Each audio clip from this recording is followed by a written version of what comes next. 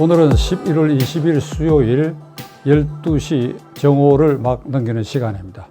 여러분들께서는 어제 오후 8시부터 약 2시간 가까이 MBC 본사에서 300명의 패널이 참석한 가운데 문 대통령이 대화하는 프로그램을 아마 시청한 분들이 많이 있으리라 생각합니다. 여러분들의 생각이 어떤지 궁금하기도 하거니와 저의 생각을 말씀드리려고 합니다. 문재인 대통령은 2017년 5월 12일 대통령 취임사에서 헌법에 선서하고 난 다음에 헌법 수호 책임자로서 많은 공약을 하는데 그중 핵심적 공약 중에 하나가 정례적인 기자회견, 수시로 국정 현안에 대해서 기자회견하고 나아가 국민과의 소통도 강화하겠다. 광화문 광장에 수시로 나가서 남대문 시장도 들리고 막걸리를 마시면서 젊은이들하고도 소통하겠다. 그래서 대통령 집무실을 광화문 종합청사로 옮기겠다. 이런 공약을 했습니다. 저는 그 공약이 발표된 직후에 광화문 청사로 가는 건 나는 반대다. 그러나 소통을 강화하고 반드시 미국이나 일본 총리나 대통령처럼 기자회견을 정례화하고 수시로 국정 현안에 대해서는 기자들에게 질문과 답변을 하는 그런 기회를 가져야 된다. 그것은 대통령이 헌법 선서를 하고 국민과 약속한 사항이다. 저는 이것을 기회 있을 때마다 강조한 바가 있습니다. 어저께 MBC 이른바 타운홀 미팅은 기자회견이 아닙니다. 기자회견이 아니고 일종의 예능 프로그램에 비슷한. 왜 제가 이렇게 말씀드리는가 하면 어제 MBC가 추출한 그 300명의 패널의 선정 과정을 우리는 눈여겨봐야 합니다. MBC는 한 2주일 전서부터 이게 예고를 해가지고 SNS를 통해서 대통령과의 타운홀 미팅을 하는데 원하는 분들은 참가 신청을 해라.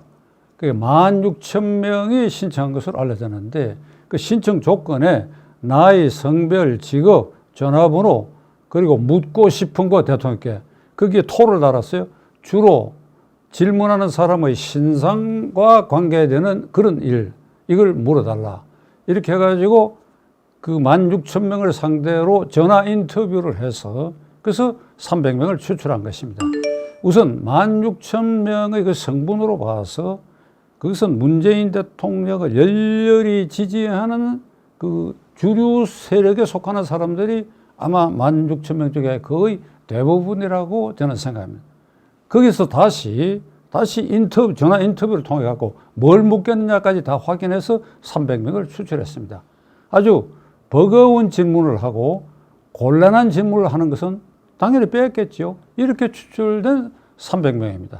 그 10여 명의 그 패널이 동원됐는데 그 중에는 외국인도 있었고 또 자기가 집 문제 때문에 어려움을 겪고 또 사랑하는 아들이 교통사고를 당하고 하는 이런 그 질문 원 취지에 맞도록 자신이 경험한 들 이런 것들을 이제 질문 자로 선정했습니다. 그러니까 국정 현안의 중요한 부분에 대해서 예를 들면 기자회견에서 볼 수 있는 것처럼 무슨 송곳 질문이 있고 그 다음에 답변에 대해서 반론을 하고 반론에 대한 대통령 답변에 대해서 재반론하고 이건 아예 없고 그냥 일방적으로 질문하고 그 질문도 호의적인 질문하고 대통령이 자의로 그냥 이렇게 부드러운 표정으로 이렇게 답변하면 그다음 다음으로 넘어가고 이것은 일종의 예능 프로에 가까운 행사였습니다. 절대 기자회견이 아니고 대통령이 헌법에 서약하고 공약한 기자회견을 정례화하고 수시로 기자들 많아서 현안에 대해서 설명하는 것과는 거리가 완전히 먼 것입니다.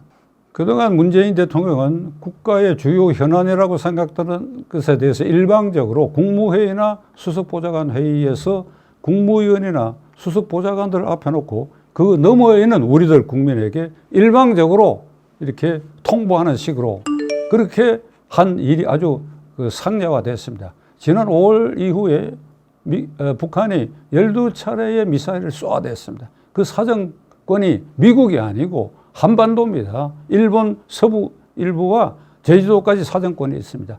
그런데도 문재인 대통령은 어제 뭐라고 얘기했냐. 지금 한반도에 평화정착이 돼가고 있다. 한 번도 12발을 쏘는 동안에 직접 나서서 국민들에게 무슨 설명을 하고 북한에 대해서 어떻게 하겠다는 거 그런 말한 일이 없습니다.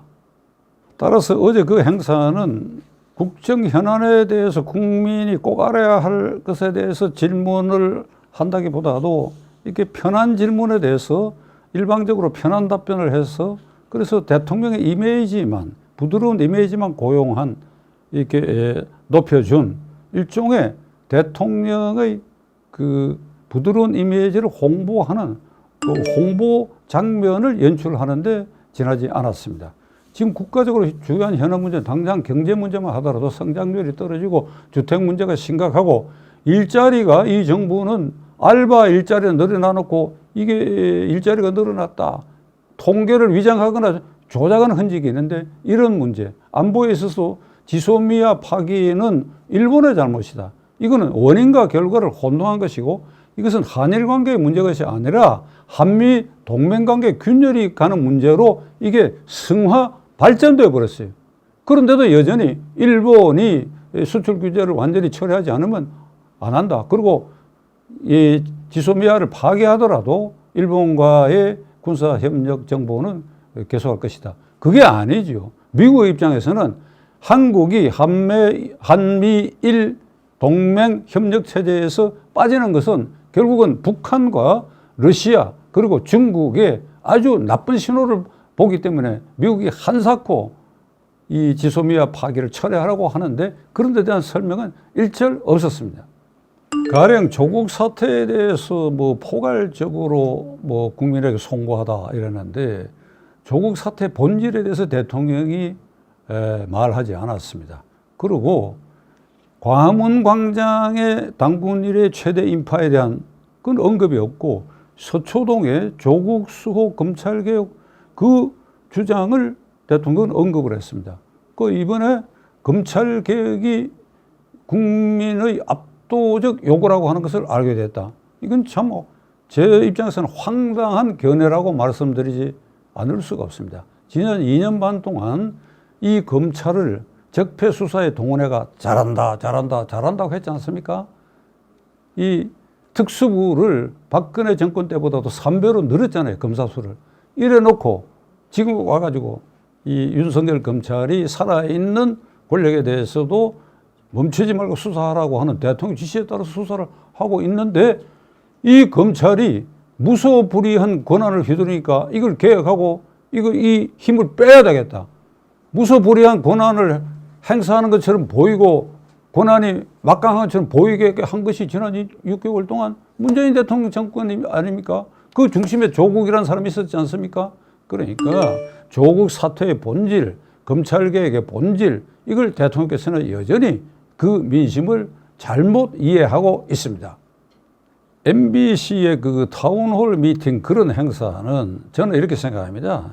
문재인 대통령께서 취임사에서 공약한 대로 정례 기자회견하고 수시로 현안도 이렇게 대해서 기자들과 문답을 하고 하면서 보완제 또는 보충적으로 이 일반 사람들 직접 한번 만나봐야 되겠다 하는 그런 보완적 의미에서 그런 행사를 갖는 거 그건 저는 찬성합니다.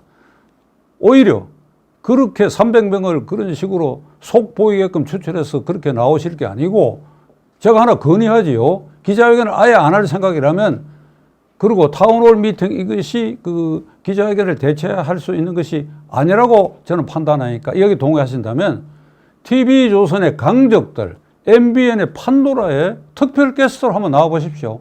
그러면 서너 사람이 아주 부드러운 표정으로 묻고 그리고 또 대통령께서 답변했을 때 납득이 안 되면 부드러운 표정으로 묻고 차라리 그게 낫지 않습니까? 어제 MBC의 타운미팅 홀 행사는 기자회견이 아닙니다.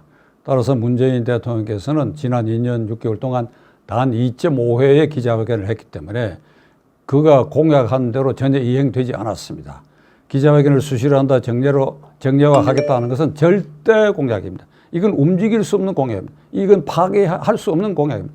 따라서 이 시점에서 나는 문재인 대통령이 그 절대 공약을 지키지 않았기 때문에 기자회견과 관련돼서 그의 행동은 위헌 사태에 해당한다고 생각합니다. 대통령께서는 스스로 헌법에 의해서 선서한 그 절대 공약을 위약했기 때문에 위헌, 위헌 사유를 계속 만들어가고 있다.